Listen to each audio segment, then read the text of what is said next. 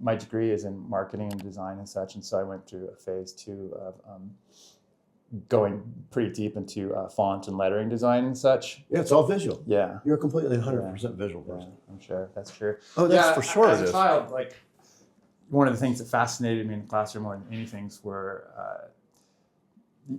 I'm talking 2nd, 3rd grade, the alphabet that they would put around. And, and I was thinking at that age, like, where do these letters come from? Who designed these? What is the art behind this? And then eventually, in my 20s, I was actually designing those types of tools and such. And as a growing up in New Mexico too, you're kind of, you don't have as many resources to understand different types of careers, but there's actually people that design letters, that designs a letter O or a letter N and such, and tries to make these characters into some sort of cohesive visual tool. Yeah. We're starting on the podcast, by the way, Sean Michael Chavez. I've been wanting to have you on, and we're having a conversation here about basically how you see the world and art and everything. I just want to keep on it because it's very interesting. So, what school was it that you went to in New Mexico? For college? Nope. Oh. Where did you grow up? High school and junior high and all that stuff? Well, elementary school would be Mark Twain Elementary School. Okay, where was that? Albuquerque. Yeah, okay. all of the schools that I went to and graduated from are all actually from Albuquerque. From Mark Twain Elementary School to Jefferson Middle School, Highland High School, which is notorious for various reasons. Yeah, Beavis and Butthead being one of them. Yeah, John Moyer, he's in Albuquerque. I just spoke to him recently about that, and I had no idea. I was like, we both graduated the same high school. So cool. He was a big basketball player. Nice. I didn't get into that part. So when you were growing up, one of the things, so I grew up in Portales, and I went through, kindergarten through high school, and we had no real significant art program. Did you guys have art programs? More so not in elementary school so much. Yes and no. That's actually where we did have it. What was interesting about elementary school for me is that it was trying to think about the proper term these days, right? But there was partly a disabled portion of the student body, basically, which was a different experience that I think that a lot of people get in elementary school and such. So, and they were really integrated into, throughout the schools in all levels. So that was an interesting experience, and being able to help and have compassion for others. Because special needs were integrated within the regular classes. Yeah, I think they were with us too. But it wasn't a matter of, we want to do this to help. It was a matter of they have no money and it's just, you're all in it as one. I don't know what the motivation was. They were just in my hood, I suppose, and so that's how we all ended up, or that's how I ended up there, basically. In middle school, certainly some art classes here and there, but actually that was more music oriented for me. Both in middle school and high school, I was kind of, I don't want to say pointed out, but teachers pointed me into different directions that was outside of the norm necessarily. It wasn't basketball or baseball. It was like, okay, look, we've got this extracurricular music class and opportunity. So, they knew you could maybe use some help too. So, this might help you stay out of some trouble a little bit. And so start showing up at 5 a.m. in the morning and putting on a bow tie and dancing around, or, learning to play. And how was it? Did you like it? Yeah, I loved it. Yeah, that's fantastic. That they know. The fact that they noticed that, that's amazing. And then in high school, there was still music going on, and these were like touring things. We would do competitions, actually, like choir competitions, and or they call it swing choir too, where literally wear a sparkly vest and a sparkly bow tie and do jazz hands and sing jazz tunes and such. And I hope there's some photos of that somewhere. There are some VHS tapes here and there that I would like to dig out, because there's a particular Christmas one. Well, look, you still have an incredible sense of dress, right? I don't know if the sparkly bow tie is really... I don't know, man, but you do dress very specific. And that was not by choice. That was part of the art. Yeah, I get it. But and then in high school, there was art departments, photography departments, and art departments that would pull me out or whatever and put me in this... And it was mostly self-directed. Certainly there were instructors to kind of guide me and help me, but in terms of them being painters, truly, I wouldn't call them that. I would say some more formal photography classes and such, but painting was kind of like, here's some time for you. Do what, And explore. were you doing drawing and painting and things like that when you were Always. Yeah. Always? Yeah. In elementary school, Always. I recall coming home in tears because instead of doing my math, I was drawing King Kong or Iron Man or something like that, and the papers were torn up, in front of the class, thrown in the trash, but that turned out in retrospect to be a good thing in the sense that I had to come home and redraw those, try them again. And that was your concern. It wasn't, that you lost your drawings. Yeah. Oh, that's so interesting. Were you the class artist? Yes. Yeah. I don't know if I was. I don't know if that was my title, but if somebody needed something to be drawn, they knew, right? Yeah. Or I remember people looking over my shoulders, while I'm right. sketching something out from probably second grade. Yeah. And did you win any like school competitions or things like that? What was that? Yeah, here and there. Howard Post won at third grade, I think.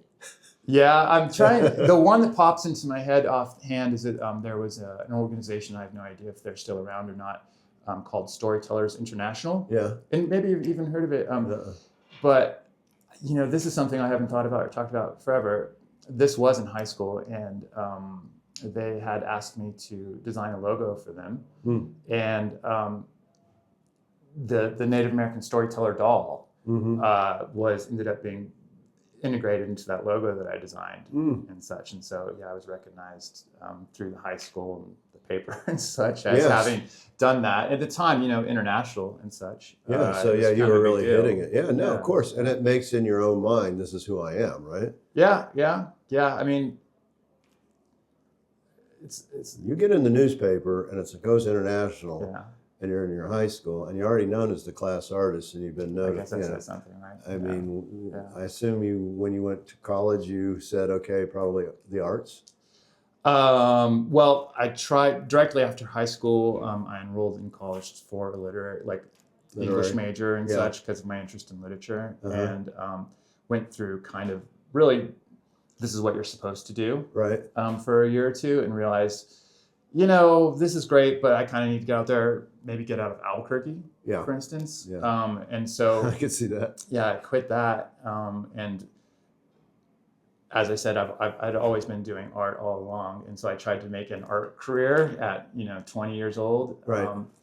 Which is pretty difficult for a young person. Yeah, but you saw that was what you thought. That's what I wanted to do. Yeah, so I moved out, followed some friends out to Boston, Massachusetts for a while. Okay, that's a big jump. Yeah, decided while I was in Boston at one point that I would go to San Francisco to do the same thing. So from Boston to Albuquerque for a bit, and then to San Francisco, back to Albuquerque. And is this like multi-years? Yeah.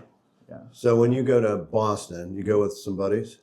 Yeah, I had never gone, anyway. East of New Mexico. No, I at get that it. point, it all hopped in my Volkswagen with some guitars and drove up. How long was your hair? Oh, yeah, long. Yeah. Believe me, that was mid back. Yeah. Yeah. But as a child, it was waist. Oh, actually, wow. elementary. Believe it or not. No, I believe it. Yeah. I mean, you had a sense of style even then. So full grunge in the '90s. All right. Yeah. I was a manager at Urban Outfitters in Harvard Square. Yeah. Or not the manager, but one of the. Yeah. So you go to Boston in your VW with your buddies, or just you? It was me and my girlfriend. Okay. Took the Bug out there, the Volkswagen 1971 Bug, and met some friends that had already kind of established a base for us there, and so we moved in with them. Yeah, and so what was the plan when you show up? You're 18. No, you're 20 right now.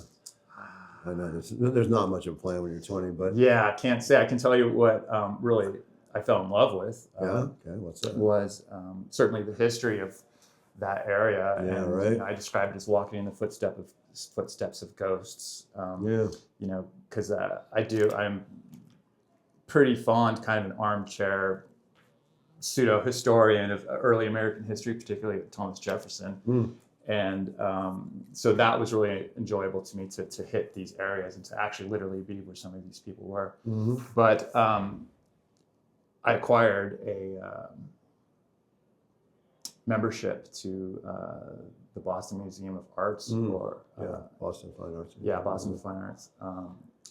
And I was there as much and as often as I could be, which meant as much as 5 times a week, but as little as 2 to 3 times a week. So you were hitting it hard. Yeah, I mean, it was. Yeah, it's mind-boggling, right? Yeah, And and the same spending the experience. same time, the same paintings over and over again. They're in the Boston Museum as well. They have the John Singer Sargent murals there. Yeah. And so you're going almost every day? As often as I could, yeah. If I wasn't working, playing guitar in the attic, I was definitely on the way or at the museum. And drawing and doing that as well? Yeah, drawing. Would you go with your pad and sit in front of pieces and work on them? And Yes. Yeah. That makes sense. I mean, I see these kids all the time that are doing it. Every time I smile because you go, yeah, that's an artist, boy. They're pushing it. It's. You have any of those early drawings? I do. The sketchbook that comes to my mind actually was Hands. I have a sketchbook that my commute from Brighton, Massachusetts to Harvard Square, which is where I worked. There was a number of connections. Trying to remember if it was all subway. It wasn't all subway, but there was definitely some bus involved and some subway, I believe.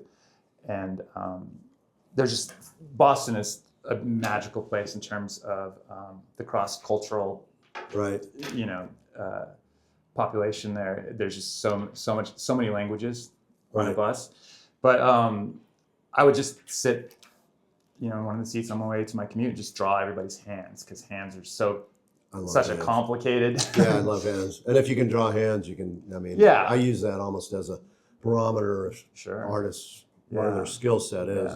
They can do hands, they can do faces.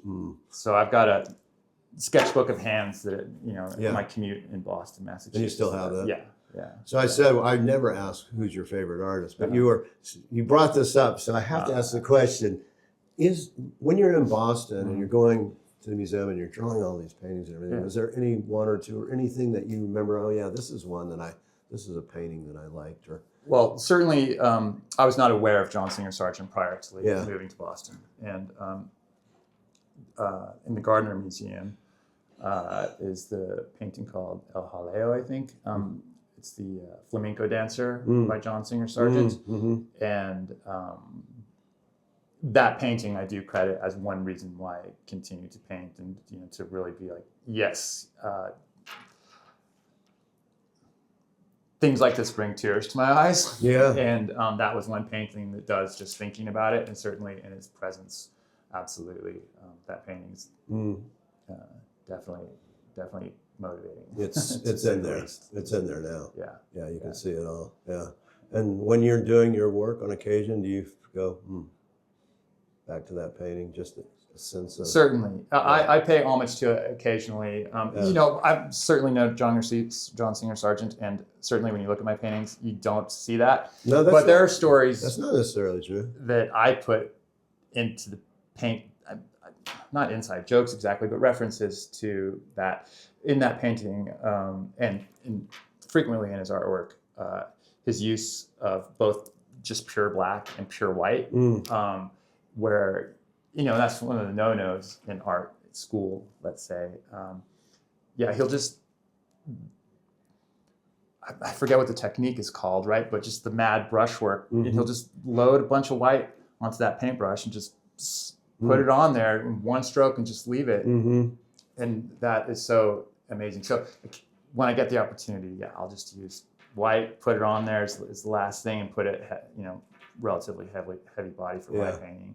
And that's kind of my John Singer Sargent that's so reference. interesting. And can you see that? If we went and looked at your paintings, could we see that in Sure. many of them? Not all of them, but some of them. Yeah, that's so certainly the Paisano series, I think, is where it's a little bit more heavily noticeable. That's so interesting, and that's what makes art so great and artists so interesting, is because they are affected. We all are affected. I'm affected by things that move us and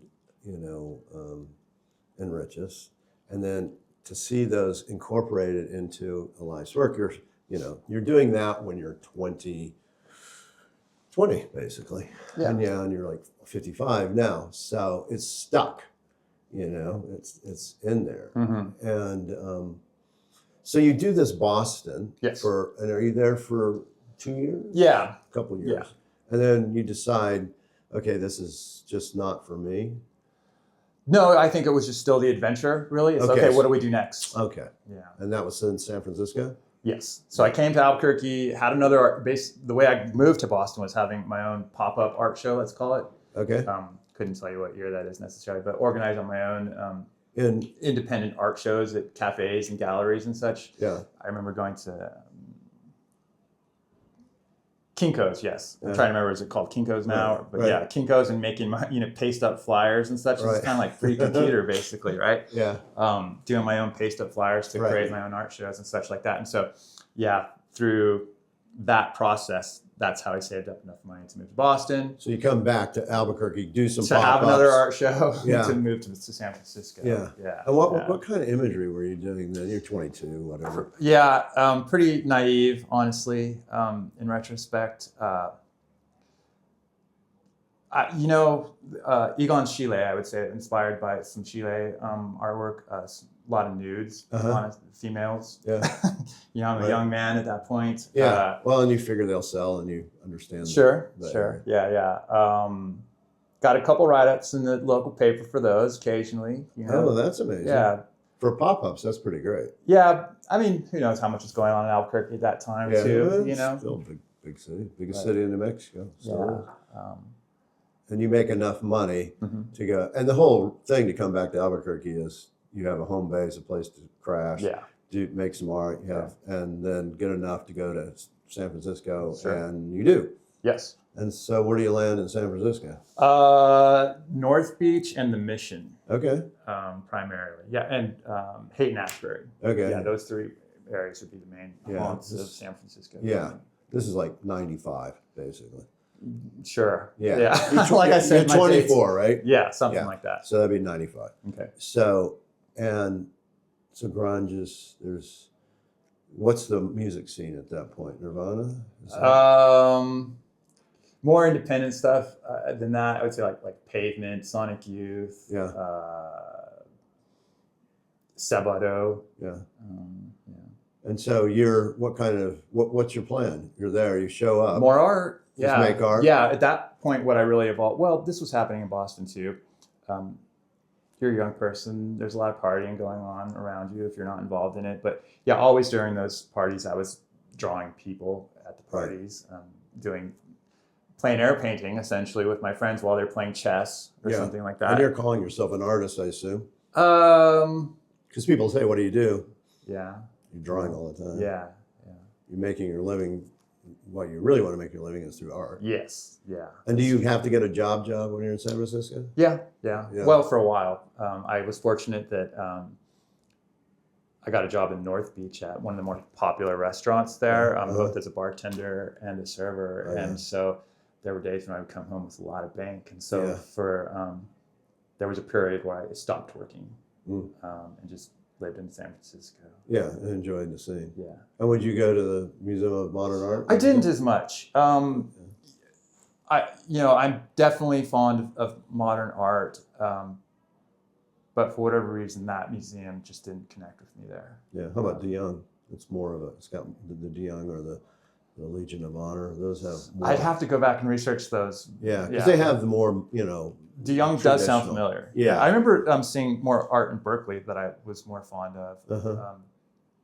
I guess that was at the University Museum there. Yes. There were some textile shows there in particular that I was really amazed at. Yeah. But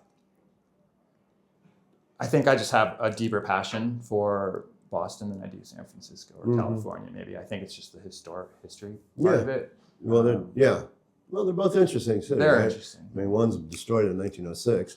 Yeah. It starts over. I mean, that's Dixon's home, and he had a lot of influence in that city. But you probably, at this point, you don't even know who Dixon is, I would think. I would say subconsciously, perhaps. Yeah. I mean, he is pretty ubiquitous. There was a lot of writing going on at that time for me too, because then it's all the beat scene. Yeah, and were you doing a lot of the writing? I mean, still writing at that point. Yeah, and were you doing like short stories, poetry? Yes. Yeah. All the above. Songs, music, songs. Yeah. You still do that, by the way? I do in a different way, though. Yeah. Okay. What's that? Being that my focus is painting, and I don't have time for band members and such. Right. I've built myself a little studio. It's electronic, but it's more of like a Berlin school style of electronic music. Mm-hmm. So it's analog synthesizers and such, and that gives me an opportunity to take a break from painting for a little, 10 minutes or something. Essentially, I'm able to save my project, get back to painting, and then I say artists need hobbies as well. Oh no, for sure. Yeah, so it's my little break here and there. Yeah, it sounds like it's more than here and there. It sounds like it's kind of part of your routine. Well, it's been a struggle for me throughout my life, painting or music, and part of the reason why I'm here at this point is that I was like, I need to focus on painting, Yes. and so I quit music for a while. I see. And now that I don't have, I don't know what you call it, a civilian job or something, this is painting certainly is a normal job right. or whatever, a regular job. Yeah, so now I have, instead of having to go to work, to a regular job, as you say, I've got a little extra time to have my hobby again. Yeah. Well, I think those things are important because they allow you to do your regular job, right? Because they break you. You need break. I think I don't paint, but I do write. I do create. I think you do need those moments where you go, I just got a break from this, so I can let my mind recalibrate and and rethink it. Certainly, stepping away from a painting for a day or two. Not that that's how long that I'm in there playing music and such, but you get fresh eyes, and so even 10 minutes and 15 minutes, you'll walk back into the room and you'll see something entirely different and go, oh, that area is way too dark. I would say it's probably part of your process, actually. Well, and I think there is everything to be said for having cross disciplines between different things and making non-linear connections between things. And I think there's music in my paintings a bit. So that's a very good thing. Let's bring that up. Do you see the beats in your paintings? I do, and that is related to the grid system that I use. That totally makes sense. And so, I relate it. And describing it visually sometimes, or the reason for using it and how I use it is creating like musical thirds or fifths and creating harmonies or disharmonies. So that's part of my use. There is a painting that or two that specifically is almost literal in the sense that there's a fiddle player or a guitar player. I saw. And the little birds that are back there are sort of my literal interpretation of notes on a music staff, potentially. I haven't been clever enough to actually write a melody in birds yet, but maybe that'll be the next painting. And so you could actually play the melody by reading the birds, potentially. So, yes, I love this. Yeah. Well, Russell Case is the first person who taught or turned me on to the music component. So Russell, if you go to Russell Case's paintings, there are beats in them. Okay. There's music in it. And he sees it that way. Yes. And he told me this about, 3 years ago. And since then, I started asking artists and looking. And that occurs a lot in artists. I mean, most of the artists I know have to have some kind of auditory thing going on, whether it's listening to music or listening to audible or whatever, some kind of something. Yeah. I think you take it to a different level, just I think like Russell does too. And it's really, it not only is part of it, it literally becomes part of your painting through the grid system that you do. It totally makes sense. And which tells me that's integrally important to your paintings, always. I appreciate that. And I'm super excited to talk to Russell about this. So. Yeah, he's here. Yeah, he's the one who turned me on to that. That's great. That's and exciting. Once he did that, I started looking at paintings a little differently too. And you could start to see those. I'll look at your paintings differently, even more because you've verbally told me this. Sure. But, it completely and utterly makes sense. Yeah. I mean, on such a level. Well, the grid system also, to bring that back, I guess, a little bit deeper, is that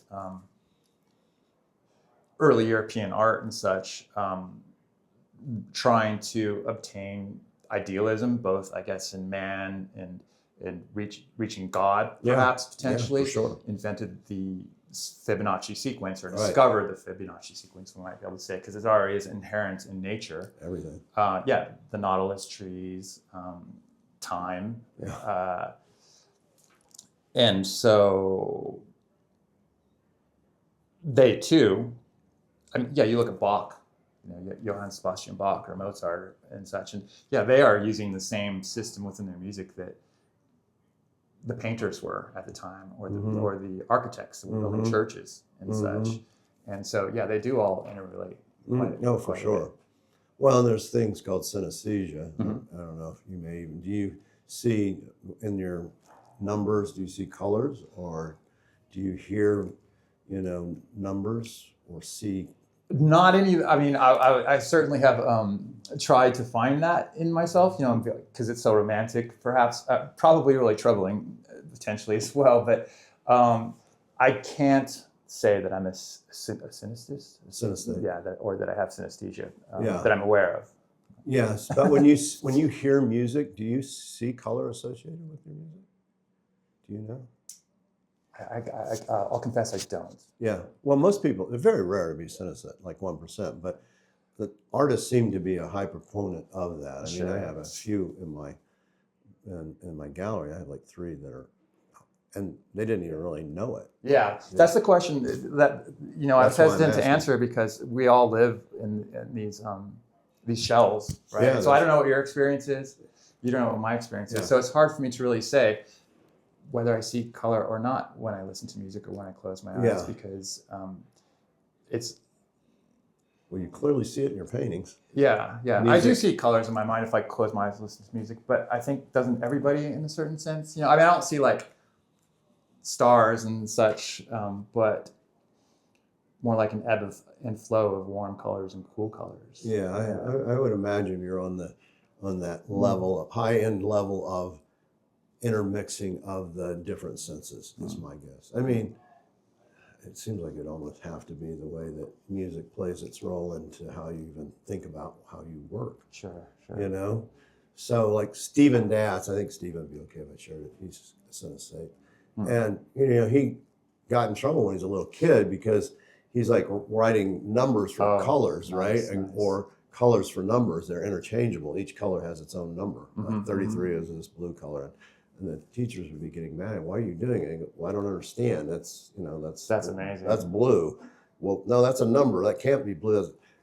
Well, it is for me. That's great. So when he paints, he can see colors at a much finer detailed gradient than other people, you or I, or maybe not you, but me, because he sees such small detail changes in each color as a number, right? Yeah. So, which is also very frustrating for him because he has to get it just right. Sure. And, he'll show me a little thing, he goes, oh yeah, there's like 14 colors in that. I'm like, geez, I can see That's amazing. 5. That is very cool. So, getting back to you and what you do with this grid system, which you're known for, and it's part of kind of, not that you have to do it, but it's definitely part of what you're known for. Do you remember, I'm sure you do, when that kind of started to develop? Sure. When was that? Really a particular moment.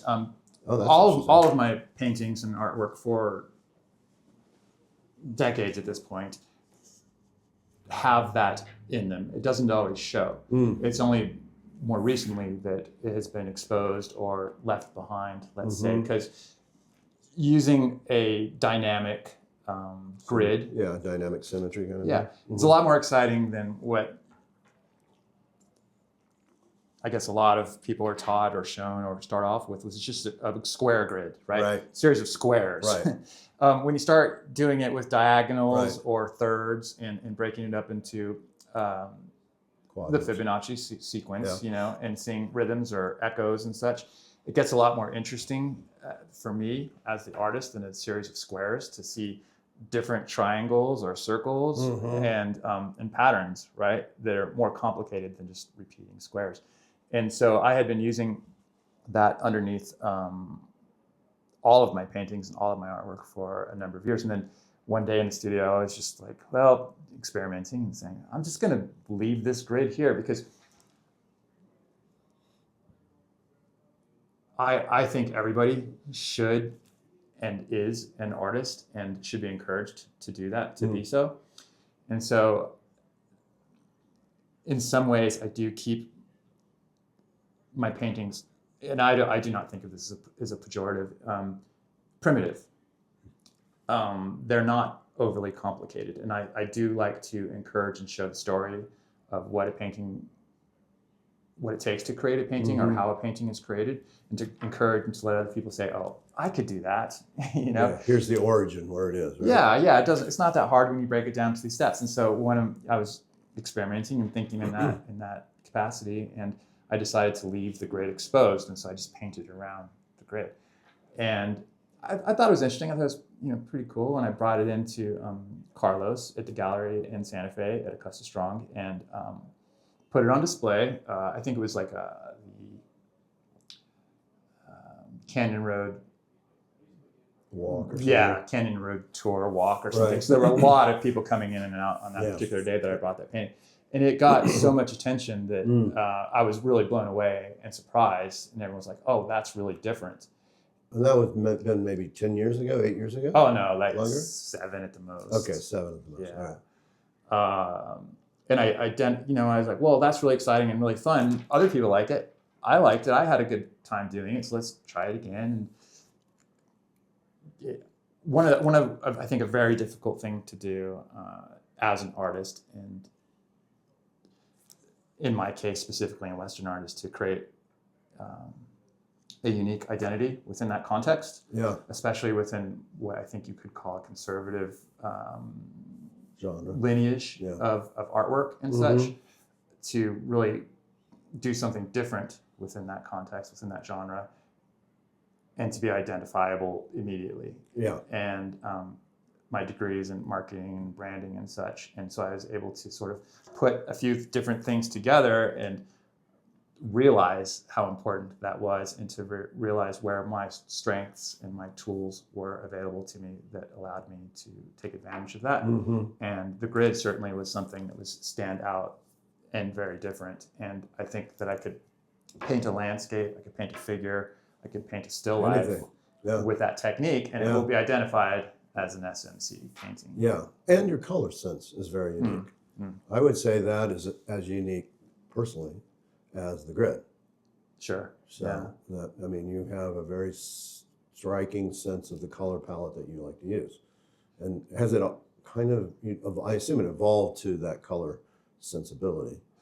That comes from a lot of my marketing and design experience. Part of that, when I started in that industry professionally, in my 20s, I tried to be an artist, found out that was very difficult to do. Right. Decided I should go to school because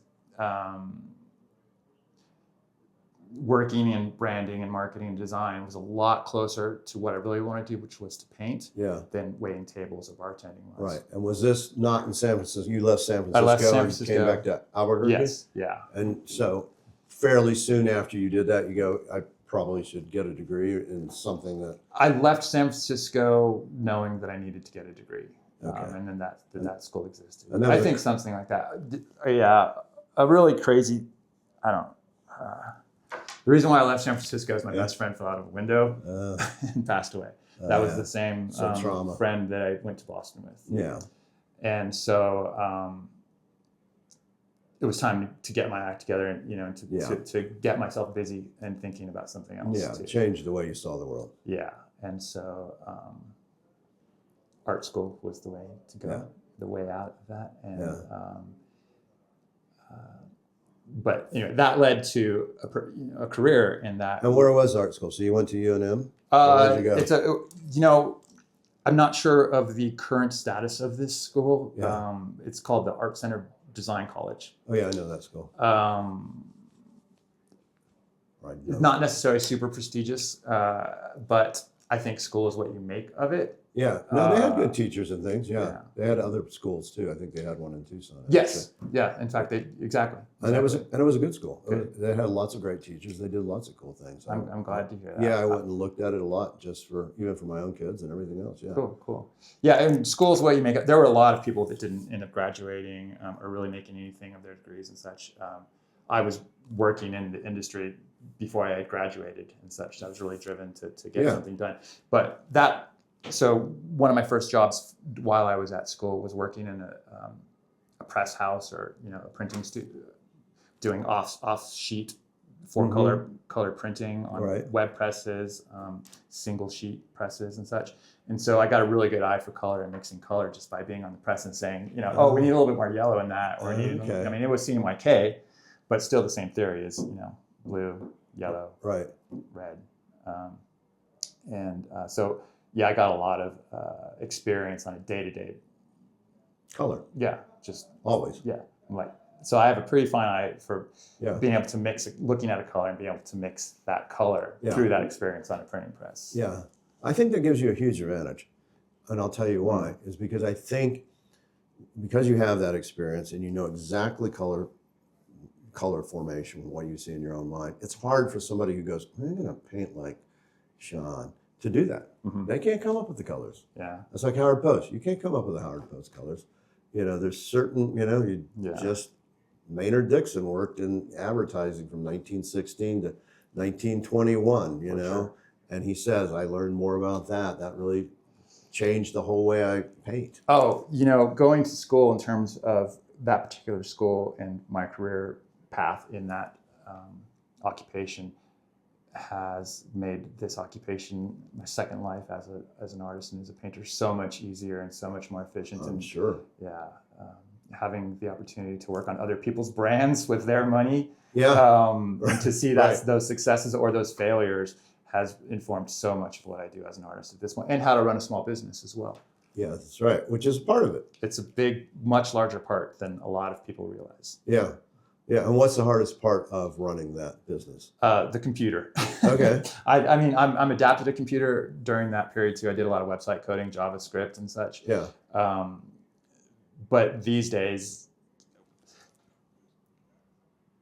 that career is about 10 years. In the marketing. Yes, and as those 10 years progress, you know, we're up 8, 9 and 10 years. I'm like, man, this computer, I want to get as far away from this computer as I can at this point, and I want to pencil again. I want to paint again. So I lost track. Well, I'll put you on track as far as, so you do this marketing, you're mixing colors, you're doing all this stuff, you're working JavaScript, you're branding for other people, you're working as an artist, but it's other people's art that you have to do to some extent. Yeah. And you do that for 10 years. And so you're like 35 to 38, maybe, somewhere in that range. Yeah, you know, maybe it was 20 years, actually. Okay. I told you I'm so good at time. I think it was probably 10 years going back and forth to a few different design agencies, one of them a Native American design agency, which was super cool. And then finally to like a little boutique studio, which I was at, now I remember, 15 years at that one studio with like myself and another designer. Okay. And so you're hitting 40, whatever, 45-ish, maybe? Yeah. And then is there a point where you go, I really need, I've learned everything I can do here, I've done everything, and I want to do my own thing. Why I still can't? Yeah, my intent when I graduated with my art degree was to have my portfolio be super heavy on the illustration side. Okay. Naively, I decided about 2 or 3 weeks prior to graduation, when I was supposed to present my portfolio, I left my vehicle a couple floors down from our apartment with my portfolio and all my tools in it. Is Albuquerque? Yes, and one night that all got taken away from me, and this is like 3 weeks before graduation. And so I had to hustle to get build a whole new portfolio. Oh my God. And illustration takes a bit longer than design. And so my portfolio ended up being design. But I remember during some of these interviews that I was, also this tells you sort of the time as well, that I was still working in a print house doing stripping, right? Cutting film and building, like, let's say a magazine spread or a newspaper spread with film. So it's just on the edge of when computers really started to take over and such. And so at the beginning of this marketing career, I was still doing a lot more hand drawing and hand painting and hand lettering. By the end of that, 20 years, it was a lot more computer oriented. Sure. And so kind of like, the boiling frog, that, by that 18th and 19th year, I'm like, I'm not doing nearly as much drawing on this computer, way too much. And so that's when I started getting my brushes back out and saying, okay, it's time to go ahead and get back to this painting, start to leave these computers behind. And so you did, and that's when you re-engaged with that part of your mind and your hand-eye coordination, then you started to see, oh, there's something here I can do as a fine artist. Yeah, I mean, it was always the intent to stop doing the marketing and to paint again, for sure. Yeah. And it so was a conscious decision. when you decided that, what did you do? You got into a good gallery right off the bat. I did. Part of what the catalyst of what started the second paint career too is I've got some friends in East Hampton in New York, and she's a painter.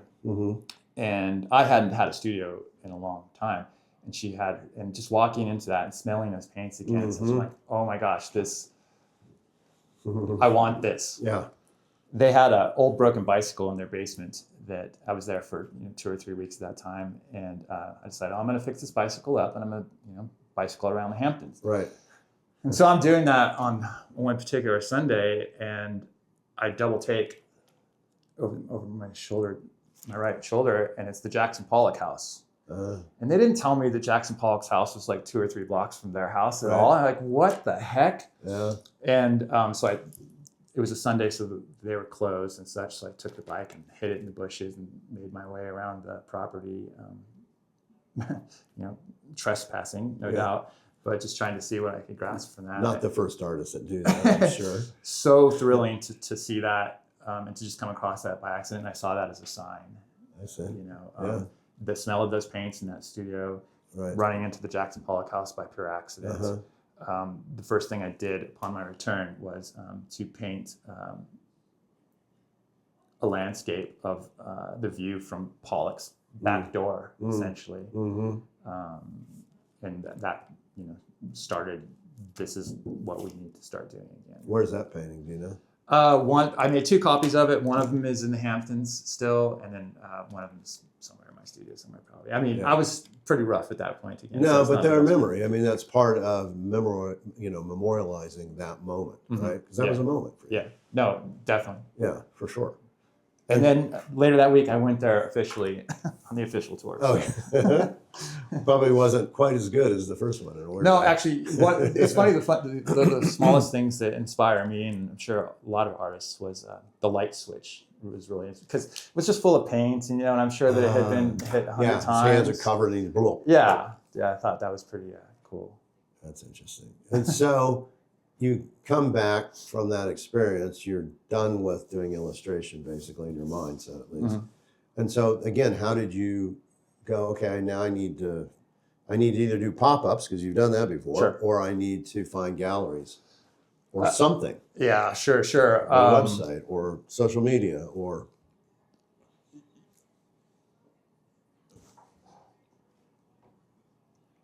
With maturity just comes some realization of the resources around you. Yeah. It took me a long time to really appreciate what Santa Fe is, despite having been up and down Canyon Road several times as a child, 10 years old, walking up and down Canyon Road. It really admiring all these galleries and this artwork, absolutely. But I guess, I just, at 10 years old, I wasn't ready to decide that these are the galleries I'm going to be in. Plus, it was just in my backyard, so it wasn't that special, to me in a way. It was like, this is just how things are. Right. It took me going to Boston, to San Francisco, and to kind of get out here and there to realize that what such an amazing resource that New Mexico and Santa Fe is, and that I am New Mexican, and how I could fit into that. And so upon returning from Boston and finishing that first painting, I started spending more time out in the desert doing plein air painting, doing some competitions and some speed painting things here and there, and warming up, really, so to speak. On those, during those paint sessions, sometimes spending a week or 2 out in my tent at Ghost Ranch and such, or in the area of Ghost Ranch, always stopping back through Santa Fe to explore the galleries that I wanted, that I would hopefully fit into, and that, sort of my target galleries. There were 2 or 3 of them. Acosta Strong was definitely on that list. And so... it's like 8 years ago or 10 years ago. more or less? Less than 10. Less than 10. Yeah, less than 10. Okay. So I was gone, so I couldn't be on the list. I left in 2000. Yeah, you were not there. You were not there. 2016, I remember when I left. Yeah, you were not there. What really struck me about Augusta Strong was, I'm digressing a little bit, but the Edgar paintings that were hanging on the wall there at that time, I was just like, geez. Yeah. But anyway, so I was identifying these different potential relationships that I could build, and not identifying myself as an artist at that time at all. When I would pop into these galleries, it's like, oh yeah, I'm just looking at art. Yeah, you know? right. And then so I had this. We know you're artists when you do that, by the way. Yeah, we definitely do. So, well, first of all, when you're looking at the art, you're going like this from the side. It's like, yeah, he's an artist. So I had this like schedule set that I'd be building my portfolio for like 2 years, and at that point, I would build a formal portfolio and present it to various galleries. A year prior to that deadline that I had set for myself, these are the days when Facebook was popular. Maybe it is still, I don't know. But I had been sort of stalking these galleries, Augusta Strong primarily. I came across Carlos's, the gallerist at Augusta Strong Fine Art, personal Facebook account. I was like, So I was at work in the office and I just hit like or friend or what, I guess friend request on Facebook. And I push that button, hair trigger. And then I go like, oh man, I didn't update my website. I haven't put any new things on Facebook in a while. I shouldn't have done that. About 10 minutes later, Carlos messaged me back, DM'd me and said, hey, I like your paintings. These are pretty cool.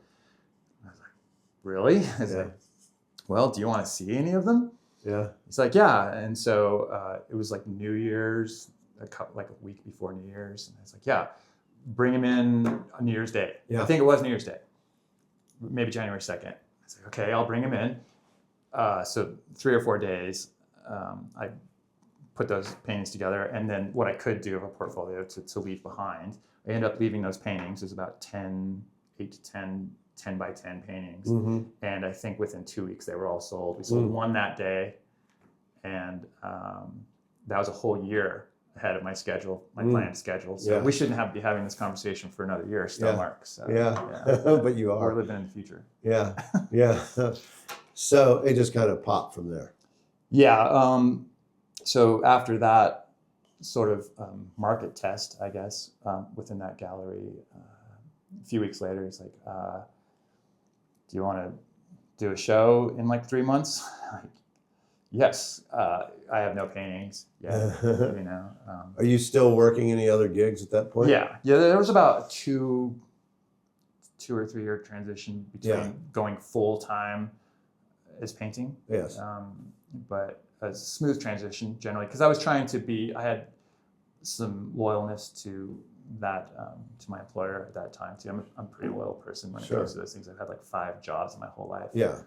And so I had to kind of ease my way out of that, and also to find if I would be accepted into the Western art community, into to the Santa Fe galleries and such. Yeah, was that a concern? I mean, you're Hispanic. You're doing subject matter that's more Hispanic related.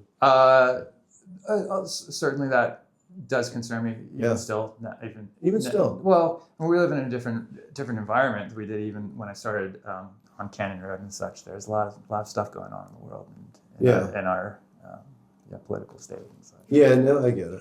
Yeah, but I mean, for me at least, again, I'm a New Mexican, so I see it a little differently. But I mean, you're just painting exactly the culture of the Southwest, right? Mm-hmm. Yeah. What's more? I mean, that's as Western as you can be. Yes. Right. Vaqueros or whatever component that is, whether it's historic or not. And a lot of your paintings do, I think, have a historic kind of sensibilities, don't you think? Sensibilities, yes. Yeah. I'm not a historic painter. I don't necessarily try to paint. And I don't look at them at that either. Yeah. So, but to me, that is the West. I kind of think of them really, my Vaquero paintings and the subject matter is just kind of a situational awareness, perhaps, within the context of Western art.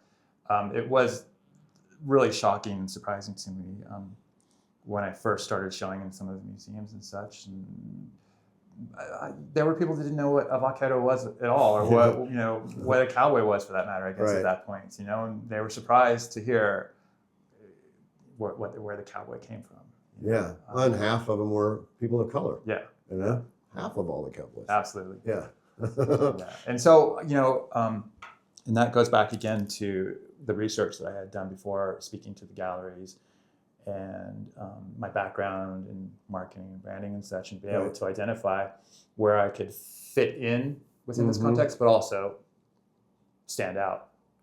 And I saw that there was sort of a vacuum, I suppose, or a lack of a narrative that was missing within the context of Western art. I mean, it's not completely void, but I think there's space for more. Yeah, of course. I think John Moyers has done beautiful things. I mean, again, he's a New Mexican too, right? Yeah, true. That's his head. That's his heritage. That's where he grew up. That's the guys he's playing basketball with. And I think he loves the Hispanic culture and embraces it. So he's one of those, I think, and Absolutely. Terry as well, his wife. Absolutely. But yeah, it is an area that you don't see that subject matter for whatever reason as often. But you're setting the bar. A bar. You're setting a bar. Yeah. But I mean, we look at it now. You just won the Idle George Purchase Award, right? The Booth Museum just bought one of your paintings not too long. You're in museum collections. You went to the far west where your paintings were auctioned and went way above what you sell them for. I mean, clearly there is an appetite for the subject matter that you're doing, and specifically what you're doing. And I mean, how do you even quantify that? Gratefulness, first of all. Okay. And gratitude. That's right. I get that. Yeah, absolutely. And then wonder as well. Yeah. And just proceeding to put another brush on the canvas, because move forward. Yeah, because it's so hard to stop and think about it in those terms. And I have a tendency, and maybe this goes back to my not being all that great with time and dates and such, is that it sounds cliche and such, but I think I have a tendency to be present. That's great. That's the most important thing you can do in your life. And so, so I'm thrilled to be here and to be doing this, and that there's people that are responding to it enough so that I can continue to do it as much as I would like at this point, and take it to the farthest extreme that I can, I guess. And I just enormously grateful to do that. And I can't, if you think about it too much, there is fear that could seep in, and it does from a day to day, because you wake up, you do wonder how the hell you did that painting yesterday, or how you started painting at all. And you just really, it's about movement and getting going again, and just doing something. It might not be the right thing. It might be the wrong color blue, or maybe you should have chose red instead of blue. But as long as you started something, then you have a context for what you do next. Move forward. Yeah. That's what your essence is. I figured it out just now. I mean, I probably knew it innately, but it's being present. That's what you do in the moment at all times, it seems to be. Perhaps. Yeah. It's not something that it's just something that I do. It's not something that I try to do. No, you've done it long enough clearly in your life so. to be able to make it part of who you are. I think so. Yeah. I asked a Buddhist monk one time, what's the most important thing about Buddhism to be in that, religion, culture? And he said, being present. That's it. So finding that level of intuitive to nature, to who you are, to what you're doing, to being grateful for the moment and not trying to, as you say, overthink it or worry that, is it all going to go away? Well, this is all we have. And so you have to absolutely make the best of it. Yeah. That being said, though, what has been happening, that also, I say that from here, it doesn't really matter what happens from here in a sense, because I already have that. Nothing can change what has happened and the experiences that I've had. Yeah. And so all I can do at this point is be grateful, remember those things, be present, and whatever comes next, I think so far, if I'm here right now, it'll work out, in the future as well so far. I think it also helps you on your creativity because you'll allow it to flow. Mm-hmm. You don't put too much. I mean, I assume every artist puts pressure on themselves to try to come up with unique things or things that seem honest and innate to who they are as a creator. Mm-hmm. But I think by just moving forward and letting it flow, it just kind of probably does flow. I don't know if that's a true statement. Yeah, that is in my case. Yeah, if I don't know what to do next, just do something, and then just do something. Yeah. Oh, wouldn't that be a great T-shirt? If I don't know what to do next, just do something. Yeah. I mean, I guess Nike kind of took that. Yeah, and have faith in the process. Yeah, in terms of actually creating a painting. Cause I do say that a painting never looks good until it does. Yeah. And there's a moment often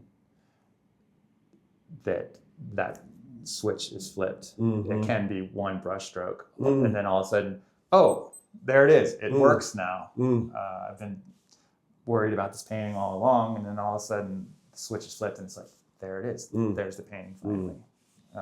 So you just have to keep, even though you're doubting yourself along the way, you're not so sure about this painting. Right. Just have faith that all the other paintings that you've done, you followed the same general process, and that eventually it'll work out. That might be a takeaway for other artists, you think? A takeaway for other artists? Yeah. In what sense? Just what you just said, that just have faith in the process. Yeah. Well, as humans, perhaps too. Yeah. Do you have any words for other artists that are out there? I mean, you look like you're this overnight success, and this podcast shows very much that it took, 2/3 of your life to even get to the point where you could do this. How long does a painting take you? A lifetime and a few weeks. Yeah. Usually is what But what about those artists that are out there, maybe who have been struggling, and do you have any words for them? I think the most important thing for artists is to find their voice, to find whatever it is that's unique about them. Yeah. I say embrace mistakes, in fact. If there's something that you do consistently that maybe you're frustrated with, or that you can't draw clouds or something like that maybe lean into that and embrace that. I like that. And instead of trying to make it look like what you want it to look like in your mind or another artist, embrace and emphasize, highlight whatever it is that makes you unique. So if it is the fact that you can't draw faces, maybe lean into that. Yeah. And whatever characteristic, if you have a tendency to make the noses too big or the ears too big or something, make them bigger maybe. Yeah. Yeah. And try that. Create. Yeah. Yeah. And then make a negative into a positive. Yeah. And then also find something you love. Yeah. And that you can fall in love with again and again and again. Again, I'll go back to clouds for that matter. Consistency, I suppose. That's what I mean by fall in love with something that you can fall in love with again every day. Draw 1,000 clouds, draw 1,000,000 clouds, and explore that as deeply as you can. And that will help emphasize your character, emphasize your style, and really allow you to dive deep into that subject and to really know that subject inside and out, maybe. Yeah, fantastic. And you don't always have to follow your own rules either. Well, and don't follow rules, in fact. Yeah, put the black and white stripe in, right, that you're not supposed to. Yeah. Right, the John Singer Sargent. Do those things and it makes it yours. Yeah. Yeah, those are all, I think, all important elements of creativity. Yeah, find your voice somehow. Yeah. Is there anything we missed that we should talk about? Well, I don't know. It's been fun. Yeah, absolutely. We've headed into some areas that we didn't expect, as you seem to have expected, and that's quite exciting and fun. Yeah, well, it's trying to figure out the journey, right? Where how you got to be you, and I think I have a better understanding of what that is. And it's a long road filled with some trauma and some hard knocks to be able to find what you need to find and look at things for inspiration when you go to the Pollock house, and that's something that's, and trusting that innate instinct of this is the road. Yeah, absolutely. I do think that anybody who has known me as a young person, as a child and such, or along that road, is not surprised to see me doing this at this point. I'm sure not. Yeah, so in fact, they'd be surprised if you weren't. There's a consistency there. Yeah, you're a creative it's person. not done overnight. No. Yeah, I think that's a takeaway. That it may look easy, it may look like you just like blew up, but the reality is this is a grade. This is a long road. Mm-hmm. And there's a long road ahead as well. That's true. And that's something that I think artists can maybe think about too, is to pacing as well, and pacing their artwork. And in some ways, this goes maybe to my branding and marketing and strategizing as well. You can see in my series of paintings since I started showing in this context that my earlier paintings are not completely monochromatic, but there's a limited palette in those. Mm-hmm.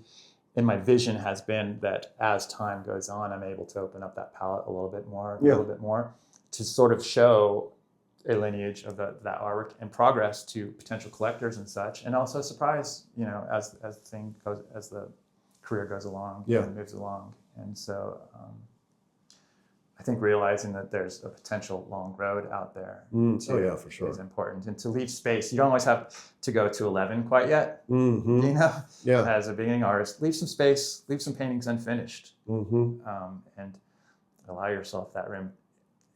It's good to make mistakes. Yeah, and you see that. I mean, I see it as a historian. People like Dixon, you see the changes of his color, his palette, how he laid it down, the thickness. He goes the whole gamut from really thick, heavy, impressionistic to kind of a flat, and then at the end, the color palette actually lessens. Mm-hmm. He sees it in more simplistic terms, and so I there's so many artists I could quote that I see this. And I think that's should be the natural progression that happens. And that's a lot of maturity, I feel like, too, when artists start sort of stripping themselves back. Yeah. Right? I have one, every now and then I manage to do something like that I'm lucky enough, I believe, at this point in my career, to take a couple of these chances every now and then, where I just paint a shirt just white. Yeah. Don't put any shading in it at all or any form in it. Right. And it's just this, it's just a block of white. Yeah. And that's a good place to be when you can start taking chances like that. Yeah. No, I think that's right. Or having the maturity or the confidence to be able to pull something off like that off. Because it does. Because you still have to make a living and all that, and I think if you can take those chances, the possibility of finding greatness within yourself multiplies terrifically. Breaking it down to the essentials. That's a really good place to go. Yeah, no, and when I see it in an artist, I embrace it, because sometimes I see those things. Mateo Romero, just the way he's exploding on the way he does his emotional strokes and letting it just fly. Yeah. And he's always been a great artist, but in the last year, I've seen just like this thing he's done. It's like, more, please. That's great. So anyway, well, I appreciate you taking the time. It's a busy weekend for you. You've got this opening tonight at the Core Show, and you're going to be mobbed, and it's just hard, right? I mean, these things are hard. I'm sure you're a sensitive person, and all these people coming and talking is never easy, I assume. It has been healthy for me. I'm not one that's innately more of a wallflower, I think is what you call them. But it's been super healthy for me as a person, and as a attempting to mature a bit, to engage at this level with so many different amazing people. Like, this is something between you and me, sitting here and talk. This is not my nature to be so open or conversational and such. And I appreciate it when you do it. I'm growing through this amazing career so far. It's again, full of gratitude for it, and for this interview today. Yeah, for sure, Mark. Yeah, no, you were on my list. We've talked about it for a while. That I wanted to do this. It helps me understand you more innately, and other people too now, as an artist and the journey. And I would tell everybody you should have one of his paintings. So I appreciate that. Get on the bandwagon. Yeah, I think you're doing something unique. You have a vision. It's not easy to find, and you have the chops to do it. So thank you. Cool. Thank you for all you do, Mark. No, you share so generously with all of your knowledge and different passions. Yeah, it's my journey. You're a wonder. No, thank you. I appreciate it. That's very kind of you to say that. So the joy for me is getting to sit here, and hear this and being part of it. Yeah. Yeah. So cool. All right. Thank We'll you, see Mark. Yeah. Yep. Thank you All so right. much. Yes. I'll see you tonight too. Absolutely. I guess It's a wrap. that's a wrap. Yeah, it's a wrap.